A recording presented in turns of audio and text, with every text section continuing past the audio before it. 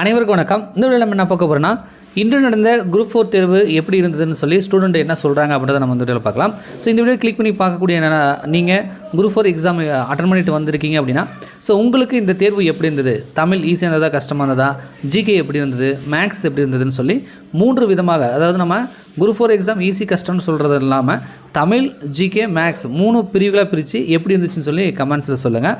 பொதுவாக வந்து ஸ்டூடெண்ட்டை விசாரித்த வகையில் தமிழ் வந்து எதிர்பார்த்ததை விட ரொம்ப கஷ்டமாக இருந்ததாகவும், ஜிகே வந்து மாடரேட்டாக இருந்ததாகவும் சொல்கிறாங்க. ஸோ ஜிகே எப்போவுமே நம்ம ஓரளவு ஸ்டேட்மெண்ட் கொஷின் அந்த மாதிரி தான் கேட்பாங்க, கொஞ்சம் கஷ்டமாக தான் இருக்குன்றது நம்ம அந்த மைண்ட் செட்டில் போனதுனால ஜிகே ஓரளவுக்கு பரவாயில்லன்ற மாதிரி தான் இருந்தாலும் அதுவும் கஷ்டம்தான். மேக்ஸ் வந்து எதிர்பார்த்ததை விட ஓரளவுக்கு சிம்பிளான கொஷின் இருந்தது, ஈஸியாக சால்வ் பண்ணி ஒர்க் அவுட் பண்ணுற மாதிரி இருந்தது. ரீசனிங் சம்லாம் வந்து டக்குன்னு ஆன்சர் போடுற மாதிரி இருந்ததுன்னு சொல்லி மேக்ஸ் வந்து ஈஸி அல்லது ரொம்ப ஈஸின்ற அளவுக்கு வந்து இருந்ததாக சொல்கிறாங்க. ஸோ ஓவராலாக பார்க்கும்போது இந்த டைம் குரூப் 4 கொஷின் வந்து தமிழ் கஷ்டன்றதுனால ஒட்டுமொத்தமாக குரூப் 4 தேர்வு வந்து ரொம்ப கஷ்டம் அப்படின்ற மாதிரி தான் ஸ்டூடெண்ட் வந்து சொல்லிட்டு இருக்காங்க.